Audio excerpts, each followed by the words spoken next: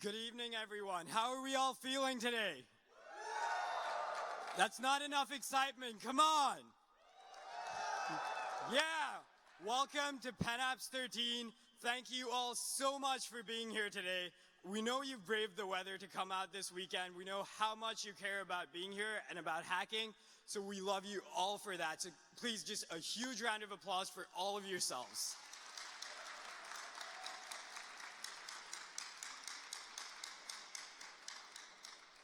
Great, so my name's Pranav, I'm the director for PennApps. I just wanted to welcome you all out here and say that our team's been working really hard to put this together for a while, and we hope you're just as excited as us about all the new stuff we've introduced this time, especially focusing on learning. And I'm gonna let our MCs take over, but I just wanted to say that that's one of our major focuses this time, and we're really hoping that all of you, especially the first-time hackers, can get something really valuable out of PennApps this time. And even if this isn't your first hackathon, hopefully you leave having learned something new. So with that, I'd like to introduce our two MCs for today, and they're both really special people to all of us in the PennApps organizing team, because both of them were the directors of PennApps last year. So I want to introduce Alex Wisman, who was one of the MCs and director of PennApps last year, along with Simran Ahluwalia, who was also director of PennApps last year along with Alex, and I will let them take over and start the opening ceremony. Thank you. Hey everyone, so welcome to PennApps once again. Now we're actually underway, and I'd just like to start with my clicker. And there are just a few people we'd like to thank before we actually just start the ceremony today. The first is the EOS team, who've worked really hard in getting the entire engineering quad ready for all of us. They're led by Killian Feeney and Amy Reese. The next one is we'd really like to thank the More Business Office team, who are going to be dealing with all of your reimbursements. They're led by Kim Marker and Mark West. Finally, we have the Dean's Office, led by Shambrel Jones and the Engineering Dean Vijay Kumar. And finally, we have the CETS team, also known as SETS. They don't know what they like to be called, and they've been dealing with Wi-Fi, so they'll be able to help us the entire evening. Now I'd like to pass it to Alex to introduce our keynote speaker.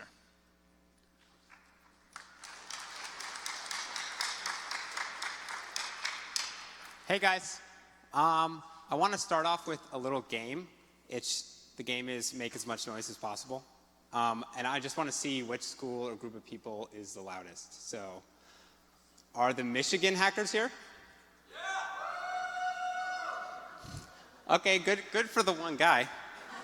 How about Kent State? Oh, okay, I guess that bus isn't here yet. What about Maryland? Okay. Waterloo? CMU? Pretty good. How about the Philly schools? Temple, Drexel?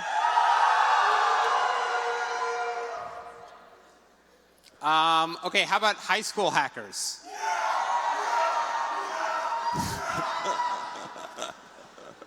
MVP. How about first-time hackers? Nice.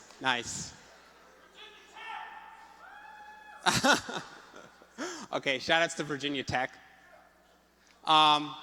Okay, nobody wins because it wasn't a real game. I'm not going to introduce Chris Freilich. He's our keynote speaker. He's a partner at First Round Capital in New York City. He's done some pretty cool stuff in the past. He was previously VP of Business Development at Half.com. They then got bought by eBay, and he did a lot of cool stuff at eBay, managed like over $1 billion worth of transactions there. Then he left, and he was VP of Business Development at Delicious, which was like a cool link aggregator site. And then in 2006, he joined First Round Capital. So pretty cool guy. An extra tidbit about him was he actually got involved with the TED conference in 1994 all the way back, and he was a big part of starting the whole TED Talk movement. So you have him to thank for that. So here he is, Chris Freilich. Thank you. Thank you very much, Alex. It's a pleasure to be here. As you heard, I'm Chris Fralick. If you wanted to follow me on Twitter, it'd be @ChrisFralick. And I'm a partner at First Round. We're a seed stage technology venture capital firm, and we invest often in pre-product, pre-company, pre-revenue companies. And we even launched a thing recently called the Dorm Room Fund 3 years ago that if all of you have a great PennApps and build some nice products and want to turn them into companies, you should go to dormroomfund.com and see if you might be eligible for some funding. We've backed over 100 companies in the last 3 years. One of them would be a good PennApps type of company. You've heard of it probably. It's called Lily. It's the drone that you throw and it flies automatically and it follows you with its camera. They raised $34 million in pre-orders recently and raised $15 million in funding, and that came right out of the Dorm Room Fund. At First Round, we've had the privilege of backing over 350 companies and founders over the last 11 years, some of which you may have heard of, some that started right here on this campus, one of them being Warby Parker, started by 4 Wharton graduate students a few years ago, one of them called Invite Media, which was acquired later by Google. Other companies you may have heard of that we work with, Uber, which got me down here and will get me home through the snow tonight, I think. Blue Apron, which I'll probably cook that for dinner. And something I'll offer to you all, an app from one of our companies is called Hotel Tonight. I get the feeling that some of you drove here with nowhere to stay. Is that true? Anybody? If you're interested, you can find a very inexpensive hotel room and book it with 4 clicks on your phone. And if you want to save $25, use CFralick is your coupon code. So I'll track if you book it. So I'm here to. I'm actually a fill-in. The folks from Kleiner Perkins weren't able to make it because of the weather, and they are sponsors, and they're proud to be sponsors and to be very active over many years with PennApps. And one of the things that they're doing with the SoundHound folks is tomorrow at 3 o'clock they're bringing in some awesome Philly dessert trucks, and we'll feed all of you. So come back right to this spot, and they'll be taking care of you then. Eric Feng was going to be the speaker. He was the CTO at Hulu. He was the CTO at Flipboard, and he's a very technical person. I'm not. I'm a business guy. I've been in the tech world for my whole career, but it's more, again, from the side of business development and sales. And if you look me up on LinkedIn or Twitter, you might find some things I've written about how to make an email introduction or how to work a conference. And one of the things I say that is very true right here. So there's people standing in the back room. There's always a seat in the front row. Any conference you go to, if you want to find a seat, just come walk right up in the front. You'll always find plenty of seating. You can use that for next time. As you heard from Alex, I've had a long career, and I feel fortunate that I've been able to see a number of waves in technology and have some perspective that would lead us to a place where there's a couple thousand folks that are going to build apps and products over 48 hours, which is pretty amazing. When I went to Villanova, anyone from Villanova? No. Hopefully you'll make it down later. But when I started there in 1980, my computer course had punch cards. So it just gives it was right at the dawn of the personal computer revolution, and I spent the first 10 years of my career in the PC world. And then about 20 years ago, almost exactly, the commercial internet started to happen. And I didn't realize at the time, but I kind of bet my career on that and worked with some successful companies that you heard of. I also worked for a number of companies that failed, and failure is a big part of this whole cycle. And again, no matter what happens this weekend, I think you can get a ton of value, and in my case, learn a lot more or as much from failure as you do from success. And then the third wave is really the mobile wave, and that sort of drives what we're all here and what we're doing. And And I thought I'd just share just a couple of observations. I'm a amateur history buff and tech history, internet computer history buff, and so I just point out a few things that you might find interesting. One is right here during World War II was the very first commercial computer ever made and used, called the ENIAC, or the ENIAC was how they pronounced it. And it's literally across the street. If you find any time or care to go take a look, you can go see what it looked like, and that's quite a bit of history there. And then many of you are students, and you're building products and starting companies potentially. And I thought I'd share something that's a little bit of history in that regard. And if it's right here, and this is a copy of Personal Electronics magazine from January 1975. And up in Harvard Yard, one young student saw this on the rack, grabbed it off, ran back to his friend in the dorm room and said, "We're going to miss the computer revolution. The personal computer revolution is happening." And it was featuring this Altair 8800, is known as the very first personal computer, kit computer. And it was Bill Gates and Paul Allen who were the two folks that went off and started Microsoft to build BASIC for this computer. And it was cool. When I was at the TED conference last year, they both agreed to autograph it for me. So it's become a little bit of a collector's item. It was very cool of them to do that. Fast forward a few years, here at the University of Pennsylvania, Josh Koppelman, who's now my partner at First Round. He started First Round. He founded half.com, where I worked with him in '99. In 1992, he was an undergraduate student at Wharton, and he started a company back when that was kind of a crazy idea. It's done, a lot more nowadays, but he started a company called Infonautics that ended up later going public and being successful. One thing that's interesting is that company raised almost $7 million in venture capital and took years to get their first product shipped out the door because of the way the world worked back then. Like, they spent 6 months and hundreds of thousands of dollars on market research before they started thinking about building a product. And that's sort of one data point. When I joined and worked with Josh in 1999 and we built half.com, the company raised $2 million in funding, and in 6 months we built a product.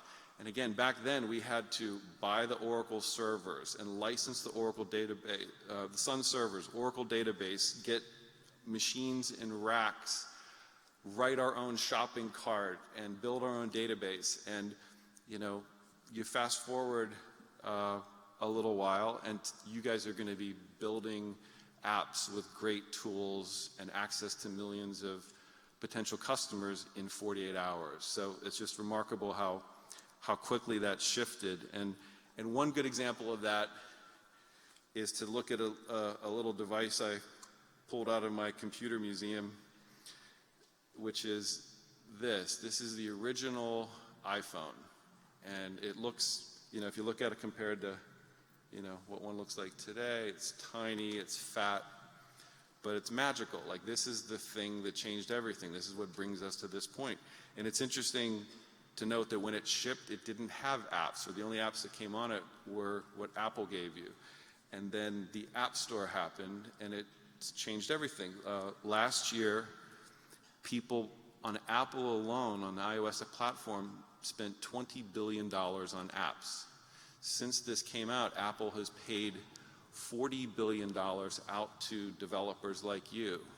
In the Oracle case with Google today, it came out that Google has made $33 billion from Android. So in the US, almost 70% of everyone has one of these smartphones. Soon the whole world will have that. And that's kind of what you all have at your fingertips as your market. So to wrap up, I would say, if many of you are students, some of you are high school students, the loud guys right there in particular. What makes a successful student is very different than what makes a successful entrepreneur.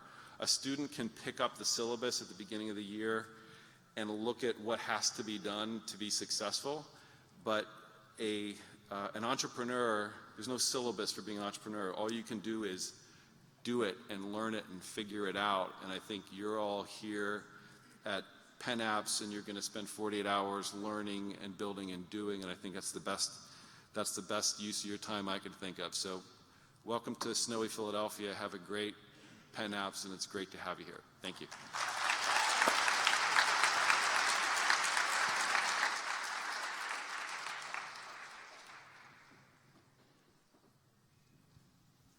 One more round of applause. Ooh. That was great, especially considering how short notice that was. As he heard, our original speaker got snowed in, and he came down from New York just to talk to you guys. So that was pretty cool. So next up, we're going to have our API talks. The first sponsor that's coming up, you can come up to the stage now, guys. This is Johnson & Johnson. And, they're going to be talking to you a little bit, and then they're going to show you one of their APIs that they have for diabetes care, I believe. Hello, everyone. How are you? Good? All right.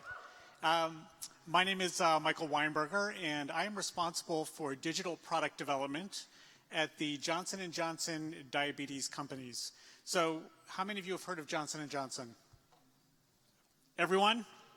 Everyone's heard of Johnson & Johnson, right? But you probably know us primarily for our very iconic consumer brands, right? Brands like Band-Aid or Johnson's Baby, Neutrogena, Listerine. But what you might not know is that we're also very big in the medical device space. So in medical devices, that's where Johnson & Johnson Diabetes Care Companies plays, and that's who we represent.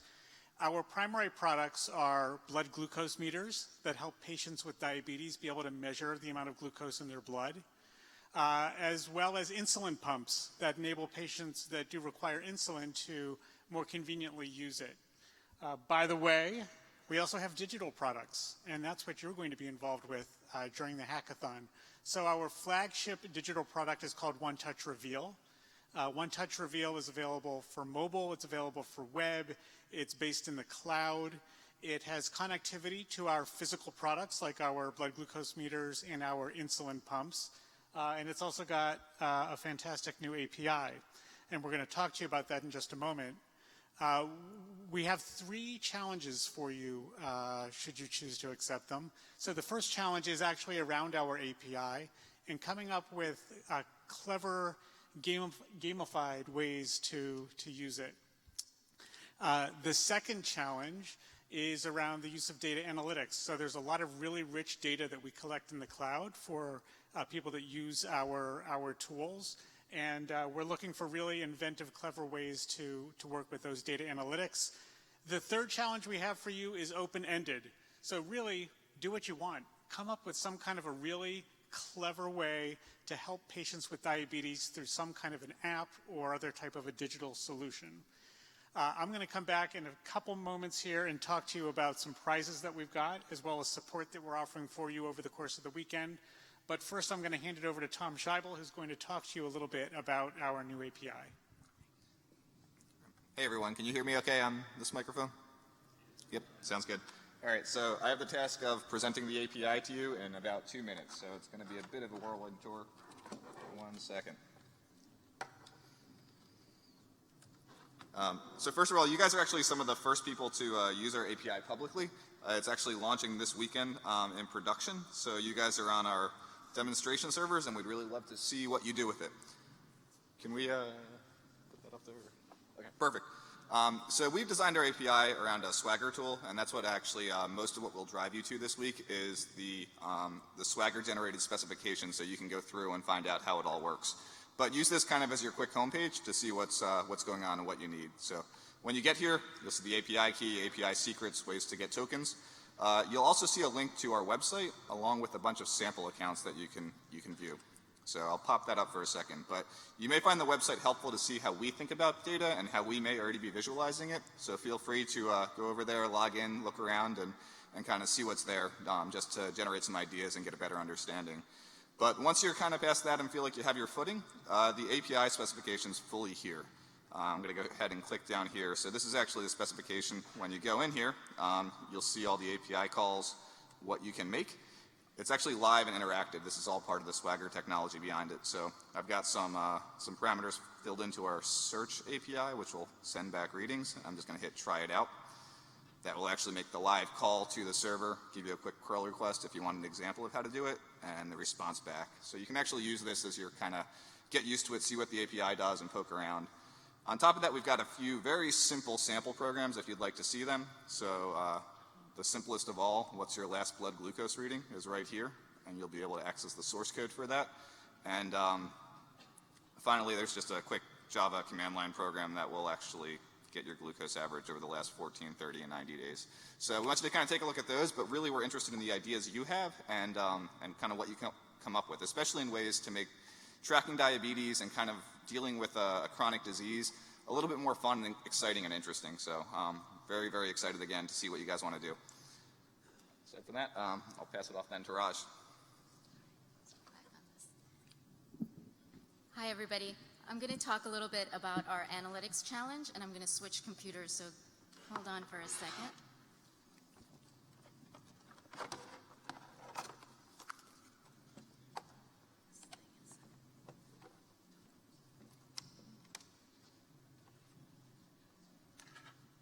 Okay, so not only do we capture data and present data to patients and doctors related to diabetes, but we also capture a lot of analytics data. It allows us to, look at patient behavior, look at insights from what our patients and doctors and clinics are doing. We collect clinical data like BG readings and insulin dosing, as well as activity and food, and just all kinds of things that a diabetes patient is doing. We also capture behavioral data, not only behavior in terms of how they're using our app, but just behavior in how they're managing their diabetes. And we capture it through location, product, therapy, things like that. So these can be used for clinical evaluations, for commercialization, and even like product improvement. Oh, okay. So I'll just show you one other quick thing. We use tools like Tableau and R to develop algorithms that we can visualize. Here I have a forecast that really is forecasting number of patients and number of clinics that we would have in a year's time. So what we're looking for are really creative, predictive algorithms that may be more clinical in nature, or really it's up to you. Okay, great. Well, listen, we're really excited to be working with you. Just two last things to leave you with. Number one, we have fantastic prizes. So for the first place winners of each of our 3 challenges, we're offering Apple TV. So that's 1 Apple TV per member of each first place winning team, up to 4 people per team. The other thing I wanted to share with you is that we have a lounge available for you to come visit with us, ask us questions about our digital products, about diabetes, anything you want to learn more about Johnson & Johnson. That lounge is on the 3rd floor of town. We've got folks from the team here available all weekend to work with you and answer your questions. Thanks very much.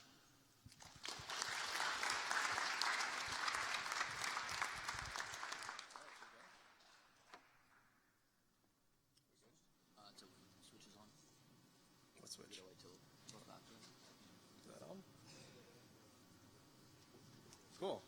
All right. Welcome, guys.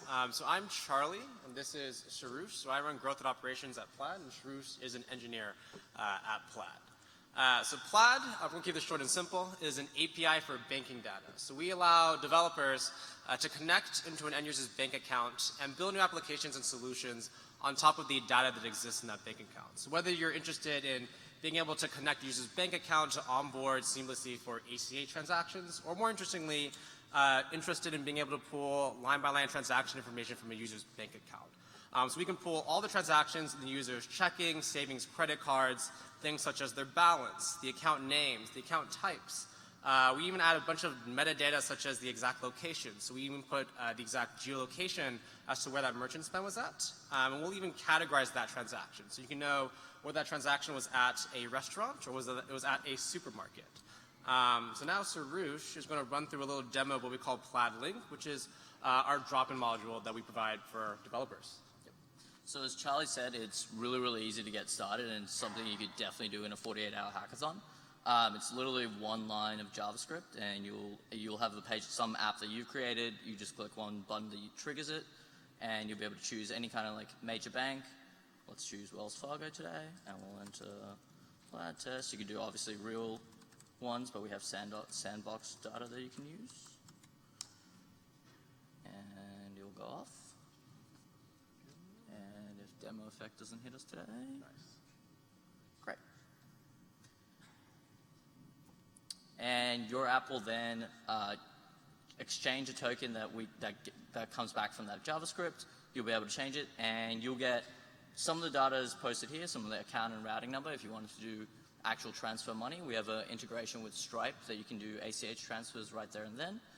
More interestingly for today, you'll probably want to use Connect, which will give all that data that Charlie was talking about. So locations and amounts for transactions. So you can place your transactions on a map or any kind of application that you can kind of think of.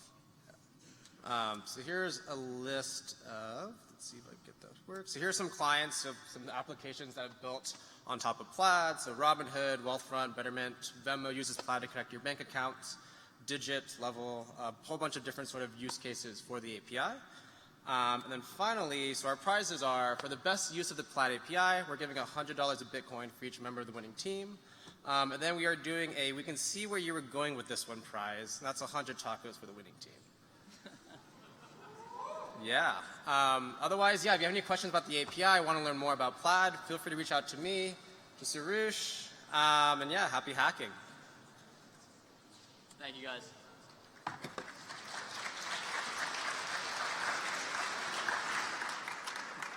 Hello, hackers. We've all dreamed of talking to everything around you and having it actually understand you. And now that's actually possible, thanks to Houndify. We just launched Houndify, our new natural language understanding and voice recognition platform. You know us, we're SoundHound Inc. We're known for our music, but we'll let the tech around the voice and natural language understanding stuff do the talking, pun intended.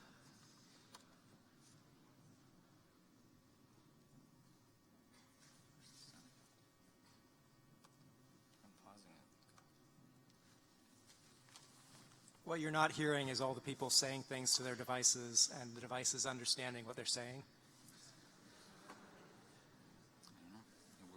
People are asking questions of these devices. They're telling their car to open its doors, to close its doors, make me an espresso. Basically anything that has a microphone and an internet connection, you can make it understand what you're saying, what your users are saying. So if you're...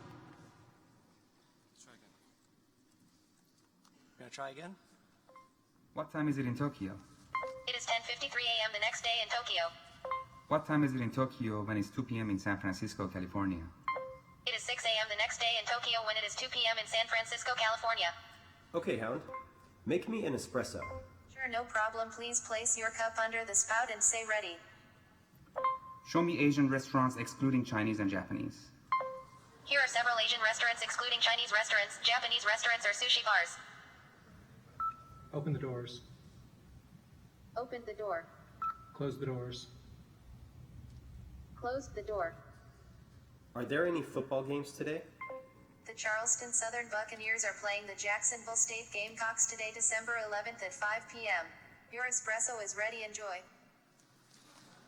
There you go. So if you want your device, your hack, your software to understand what people are saying to it, use Houndify, where we have prizes.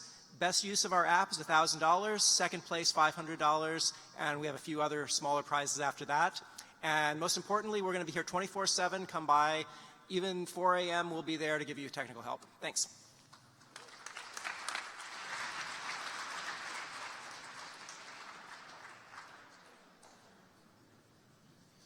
Hey guys, how's it going? I'm Dimitri. I'm a software engineer at 2 Sigma, and we're here to tell you a little bit about our company.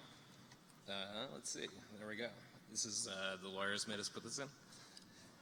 So we're a data science firm that analyzes data and does machine learning and pattern recognition using advanced technology to make investments. And we are sponsoring a prize for our data science open source notebook, the Beaker Laboratory. Beaker Laboratory is a notebook-style development, kind of like IPython or Jupyter, but it allows you to program in all the languages at the same time, which is kind of crazy. So you can publish your things, and we will, for the best use of Beaker, and best is very subjective, we will give you $1,000, and you could, for example, analyze the Johnson & Johnson data with this tool. This was a winning hack, kind of run the table. This was a winning hack from YHack. Write down this link really fast. And here's the Beaker Lab. You can check out this website to run your apps, and we'll be around in town at our table to give you advice on how to use this thing. All right, thanks.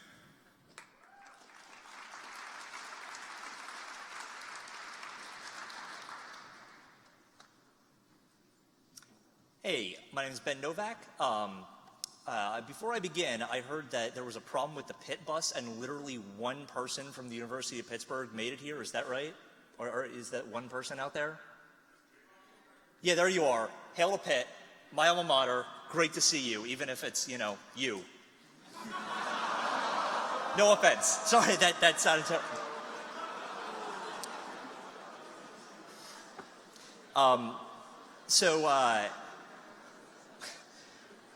Welcome to Philadelphia. I want to welcome everybody on behalf of Comcast. So Comcast is usually known as and thought of as a big national corporation, but we're headquartered right here in Philadelphia. This is where we live, this is where we work, this is where we study.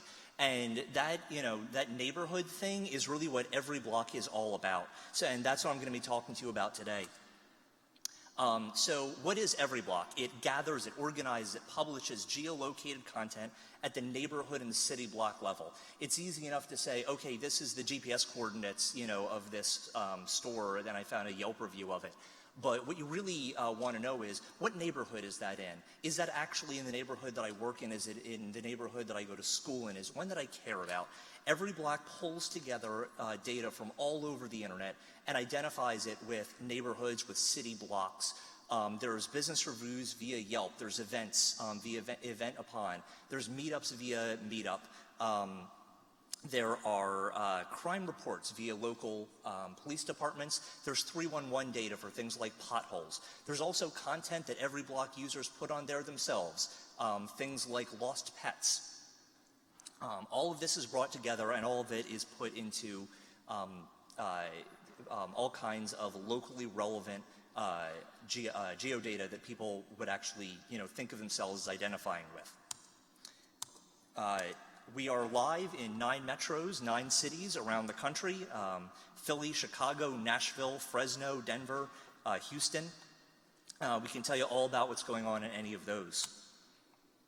I'm going to skip that. That's boring. So within every metro, we've got all kinds of location types.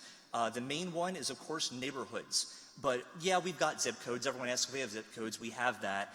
We also have individual city blocks.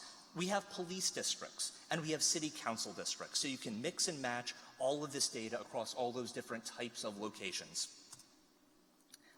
There's endpoints in the API for all of those locations. So what do we want out of this? Our challenge, I'm going to reference back to what Chris was talking about during the keynote, be entrepreneurial. There are some obvious things that you can totally do. Pull together lots of different information from across the Every Block API, mash it up with other public data sources. Plugins for CMSs are always a great idea. Mobile apps are an obvious idea. Integrate it with Facebook or Google Maps or something else, but really surprise us. So, show us what you can do with this wealth of information and this organization to city blocks and neighborhoods. Everyblock.com/developers has everything you'd want to know. Every team that uses the Every Block API, we've got a pack with some cool stuff. And for our #1 winner, everyone in that team will get an Apple Watch. Thank you very much. Welcome to Philly.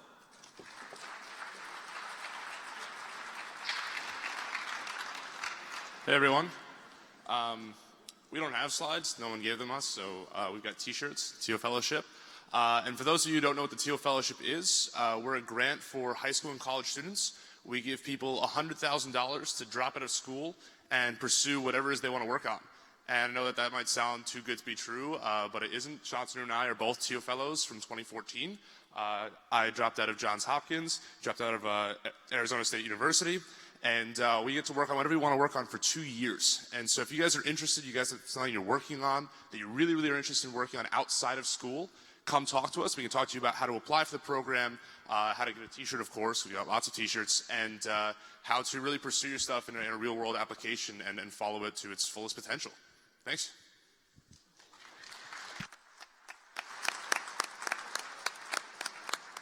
What's up, PennApps? I'm Major. This is Sarah, Jose, and Evan. We're from Postmates. How many of you guys heard of Postmates? Yeah. We have an API. The API lets you take anything from point A to point B and have it delivered. You send us an HTTP request, we'll send a courier to pick it up and drop it off. That's pretty much it. Come find us at the table. We have a prize, a challenge. Best use of our API is $1,000 of delivery credit on Postmates. Thanks, guys.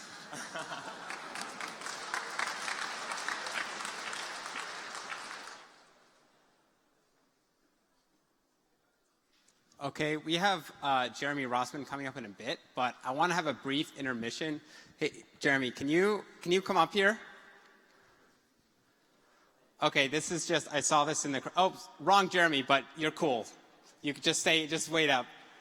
There's another Jeremy, and he made these really cool glasses, and if you haven't seen them, you should, because they're really cool. It says like hardware hacks, PennApps, all this cool stuff. So like, this is pretty sweet. And just as some inspiration, your hack doesn't have to be like some cool new startup or whatever. Something like this is just as awesome. So just do whatever seems fun and seems cool. Just a reminder. Okay. Now we'll have other Jeremy come up stage. Thanks, man.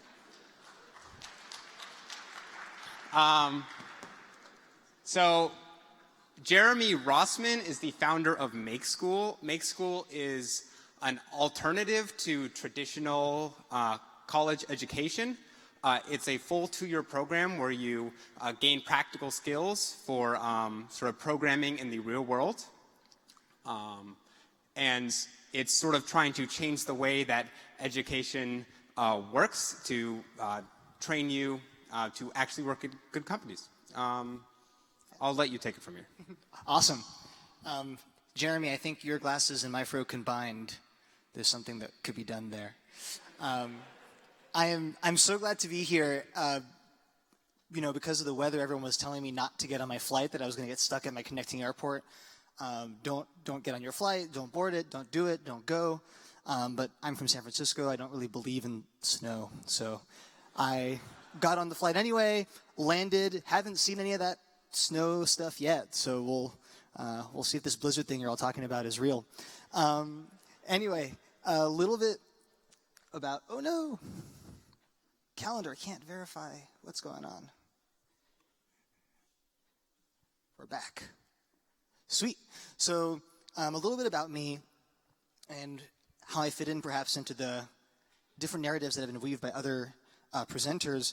I'm from the first generation of folks who had the App Store in high school. So the iPhone came out when I was a high school student, and then shortly thereafter the App Store.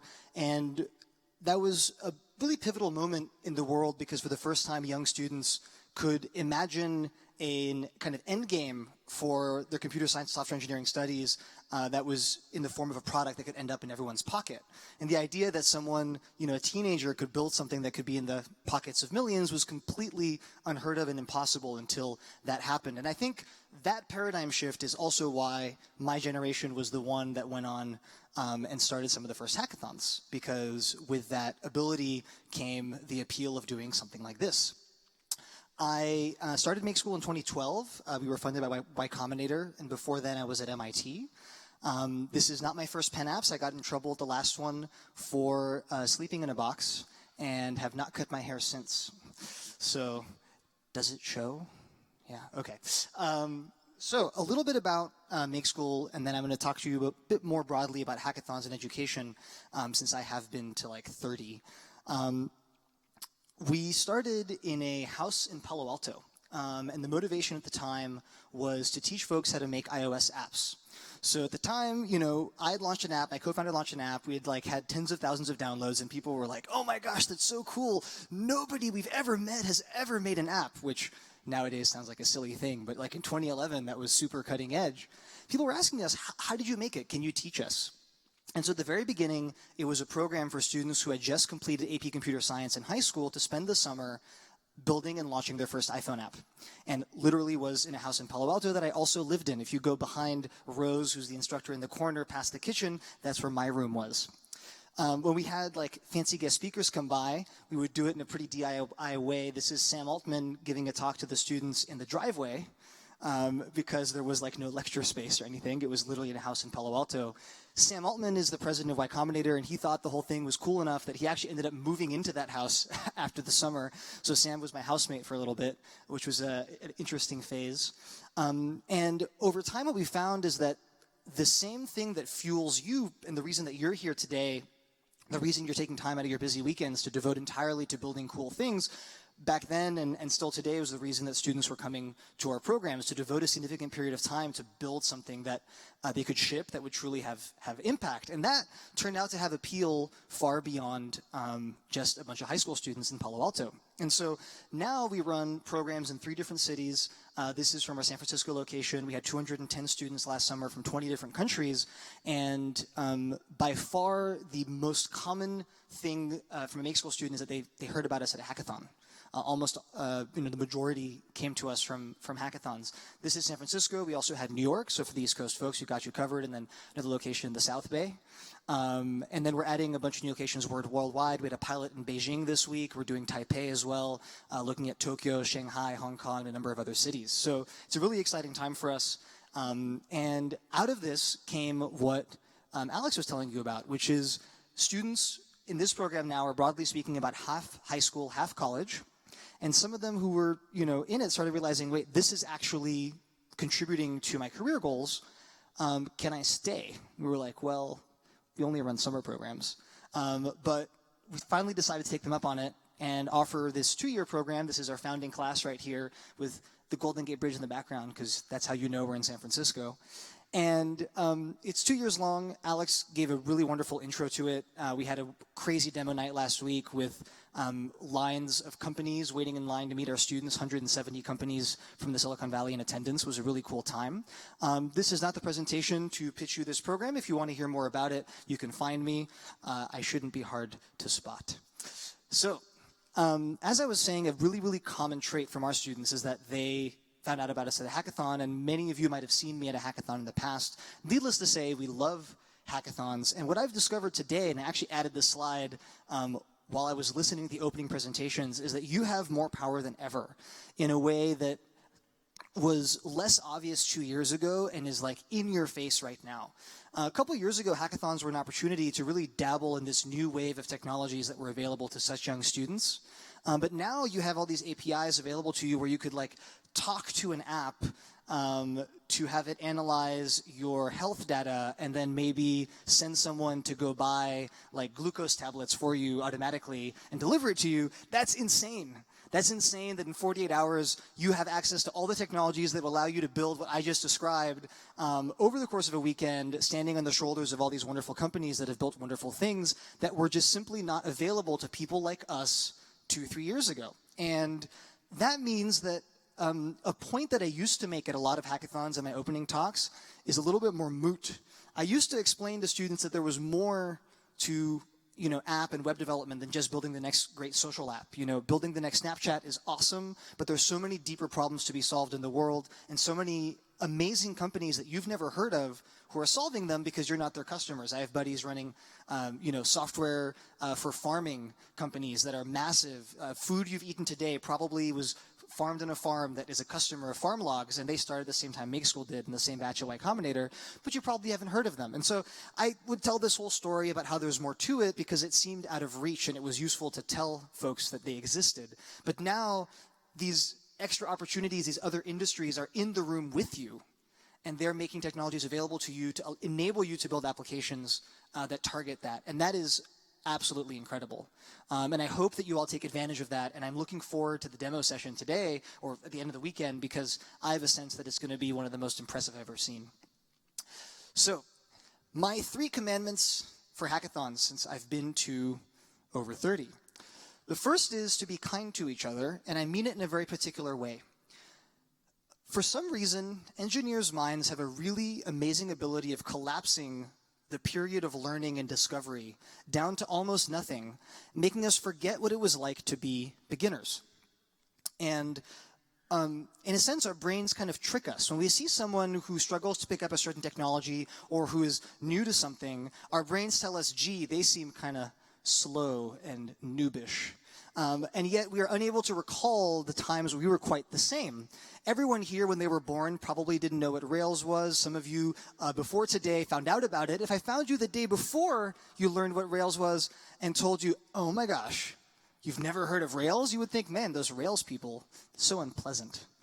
So, please, over the course of the weekend, we have so many people it's the first hackathon. There's no reason to be telling people, I can't believe you've never heard of our framework and savior node, blessed be its package manager. And, just be chill about it and be welcoming and be kind to each other, because I discovered very quickly, having had the luxury of having programming classes in high school. I started programming when I was 13. I got to college. Some of my classmates in my first CS class had never programmed before. I thought, oh my gosh, I've been programming since I was 13. You haven't touched code? You're 18? What? And then a year later, they would blow me away. Like I was just not in the same league as a computer scientist and software engineer. So humility and kindness is always the right move. Make new connections. Newcomers, you might have come alone, might have come in groups. Some of the regulars, you certainly have come in groups. And I think that one of the biggest missed opportunities that I see in hackathons is not actually connecting with people before you leave. So if you could make it, kind of on your hackathon weekend bucket list to actually, add the darn folks on Facebook or exchange numbers or whatever it is to actually stay in touch and keep talking about what you're doing. Because I find it to be an incredibly common, you like really think someone's project is awesome, you chat a bunch, you forget to exchange info, and then like poof. So don't let that happen. Follow through. This one is really, really important because what we find is that hackathon hackers love building amazing hackathon-ready demos in time for the expo. And then if you catch them 2 weeks later, oftentimes the project has just gone away. But the fact of the matter is that in the real world, the skill set that really matters is the ability to follow through and build great products that people love. And you can get what seems to be 90% of the way there over the course of a hackathon, but the reality is that it's usually not the fullest of full products. And so I treat this like going to the gym.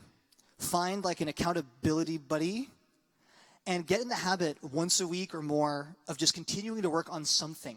So that's my second, bucket list thing. Find someone, put it on your darn calendar. Get in the habit. This coming week, next week, you should be meeting up with someone you met here today or you already know again to keep on working on some project that is not related directly to your schoolwork. Alrighty. Breezing through to the finish. This is not just a touchy-feely, like Jeremy wants you to build cool products thing. This is a quote from TripleByte, a company that helps engineers like you get hired by companies funded by Y Combinator. And they found, analyzing hundreds of developers and hundreds of companies, that companies really care about people who want to build great things and have a track record of doing so. So these are portfolio items that could turn out to be what gets you your first job. So, last point here is, why have hackathons taken off? And we've talked about it extensively. This new availability of technologies is absolutely incredible. And there's more coming every day. You're going to be able to control robots in the cloud. I know someone who's making a robotics lab with high-speed cameras. You can program the robots at a distance. You're going to be able to control biology in the cloud. A company called Transcriptic is enabling you to do that as well. The number of things you'll be able to make in a hackathon will be tremendous. But also there's a wide availability of information. And this I want you to be fully aware of. You have access to so much more information on the internet than ever before. And that means you should not think that you're going to stop learning when you graduate. You should think that you're going to be a lifelong learner. Every piece of information you want is available in every format you'd want to find it, be it encyclopedic or academic, anywhere you'd like on the internet. And so my parting question to you is, in this format, being in the same place at the same time, We're leveraging the internet, but there's something special about being here together. What is the thing that makes the most sense to learn in our precious time here together versus what can we learn alone in our rooms online? And that is actually one of the questions that Make School was built to answer. We find that what you're doing today, building great products, software engineering, computer science, are amongst the skills that are hardest to learn in isolation and best to learn together with mentors, with brilliant peers surrounding you. And so I just want to highlight how awesome it is that you've come to spend your weekend at this hackathon. If you want to find us, Make School shirts. I'm going to be running a few workshops tomorrow, including an Intro to iOS workshop, and I can't wait to see all of your demos. Thanks.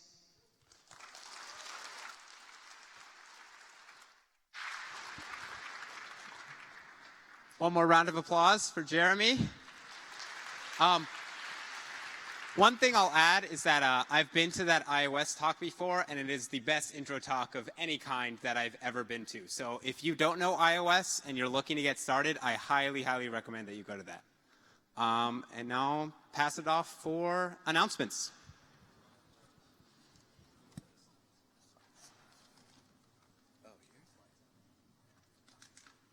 All right, well, I'll just talk. So I'm here for the hardware part of PennApps. If you haven't heard already, you should go visit hardware.pennapps.com. That is where you will find all the information you need for the hardware portion of the hackathon. Some big announcements to make for that is at 8 p.m., hardware checkout will start, so please line up outside of More 100, and we will do our best to take care of you.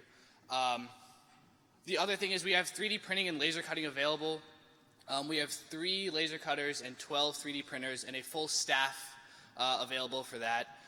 If you want to start designing tonight, we will have staff available to help you from 8 p.m. to midnight, and tomorrow morning at 10 a.m. till 10 p.m. you can build your stuff. And that's all I got. Okay, thanks guys. So we're almost done with this entire opening ceremony. What I want to run through is how you can actually have an enjoyable and successful weekend. And I think the first way to do it is please don't sleep in a box. We need new boxes. So beyond that, Asif has talked about hardware. I'm going to give a quick shout out about the mentoring. So we've actually had over 100 mentors sign up to help everyone hack. Ultimately, not everyone knows everything, like Jeremy mentioned, and we want everyone to learn. So simply based on that, if you don't have a team, there's going to be a team formation session in Wu and Chen, which is very close to the food. That's going to be happening at 8:30. And outside of that, let me just pull it up. And then the new concept we've introduced this time is Hacker Gurus. And Hacker Gurus are experienced hackers paired with another team. And simply there will be a Hacker Guru route. And effectively what this route is for is people who really want to learn to hack. Hacker Gurus are not there to give instructions. They're there to help everyone learn. And ultimately we hope everyone is interested in that. Now Alex is going to talk about civic hacking. Hey guys. So I'll keep this quick, but so the city of Philadelphia has been helpful, and they've opened up a lot of data, and this can be a really great source, sort of a unique set of information that you can use to augment your hack. Again, if you go to resources.pennapps.com, you can see the sort of list of all the APIs, and near the bottom, there'll have all the Philly data APIs. All the information's up there. I'll just say there's some cool stuff. There's a lot of very specific crime data that you can use. There's like data on accidents. There's data on new security camera systems, like all sorts of random stuff that you guys can use to come up with ideas. So check it out. Great. So just some other stuff. Let's go over a couple of logistical notes for the weekend. Arguably the first one is, what are the routes? For those of you who aren't familiar, routes are specific PennApps just run tracks that you can submit to. You can see the 6 list up here. You can apply to at most 1 route, but you're always going to be in consideration for general and sponsor prizes, assuming that for the sponsors you elect to use them. We're going to be using DevPost. I'm going to cover that in just a little bit. The next thing is the Wi-Fi. We all know that Wi-Fi is very important. We've worked very hard to get the Wi-Fi there. However, it doesn't always stabilize. Please give it about 30 minutes before getting to your hackerspace. Then come to us, because ultimately we need to know if there are problems. All of us are here to help you. Just find someone in a PennApps shirt and they'll be able to guide you through it. please try to keep the number of devices you have, which is iPad, phone, laptop, probably a second iPad, whatever you have, please try to limit the amount simply because we want everyone to have enough connections. And please do not create your own Wi-Fi hotspot. That's going to cause many more just problems down the road. So that food, there's more than enough food for everyone. The first meal is going to be at 8 p.m. in Levine, which is the same place that you checked in. And outside of that, just please listen to the volunteers. They'll be able to help you through the lines. There is definitely more than enough food, and don't worry about the blizzard either. We've made sure that everything will actually come. Now, the travel desk, for those of you who actually need travel reimbursements, tomorrow at 11 a.m., we're going to be running travel reimbursements. If your reimbursement amount is less than $250, you can elect to use Venmo. If you have your forms filled out, great. If you don't, we'll have the forms there for you to actually pick up. But ultimately, this is something that interests you. Please go to the second floor of the town building, to the More Business office. Just find a volunteer sometime tomorrow, and they'll be able to guide you there.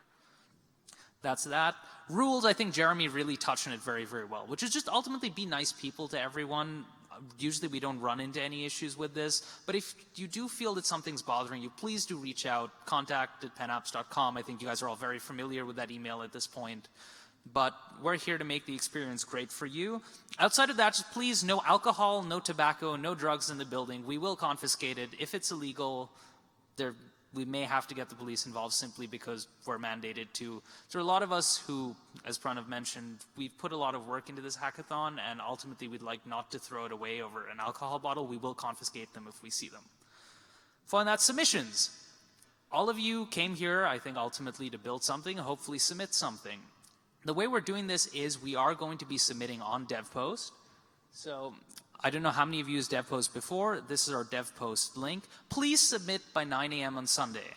Ideally, please submit by 8:30 a.m. on Sunday, because do not tempt fate. It's burned many people before, and you may not actually be able to demo, and that would, quite frankly, be upsetting for, I think, your team definitely, and us too.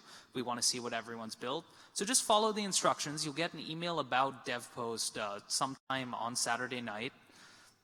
It's ultimately a very, very simple system. Richard has put in a lot of work to making it just the great tool it is today. So keep an eye on that. If you want to follow us over the weekend, there are several methods. I've listed most of them up here. Twitter, most of you guys are familiar with. Facebook, I assume most of you guys are familiar with. The two big ones are actually Humans of PennApps, which is run, I believe, by Derek, sitting over there behind you, who's also running the live stream. And effectively, Humans of PennApps is a way that, you know, there are a lot of interesting people in this crowd of 1,300 people, and simply we want to showcase you. Most of you know what what Humans of New York is, and simply based on that, we're trying to run our own thing. We've done it before, so again, see if you can find Derek sitting behind you if you're interested in being featured on that. PennApps Live is a great way to get actual logistical updates for all the events that are going on. If you go to live.pennapps.com, you can see an entire schedule of the weekend. I believe it'll keep ticking through. That's, again, going to be incredibly useful for you. The Hackinger Hunt is something fun. You'll notice a lot of posters posted around engineering. If you want to break from hacking, you can try. It's effectively a series of, I believe, 10 or 12 puzzles, something like that. And the first person to complete everything will get an iPad mini. So if you're more interested in securing the iPad than you are securing a prize, this is definitely a good way to go about it. Now, finally, resources, which is, we have a page. It's pennapps.com/resources. And over there, we have links to all of the company APIs, so everything you heard about just now. There are even a couple more that you haven't heard about. And just there's a lot of good videos. There's archives of old talks if you truly want to learn something. And also, we'll put this slide presentation up there in case there's anything you want to refer to over the weekend. So now that we've run through all this, happy hacking, and yeah, we'll see you soon. Okay.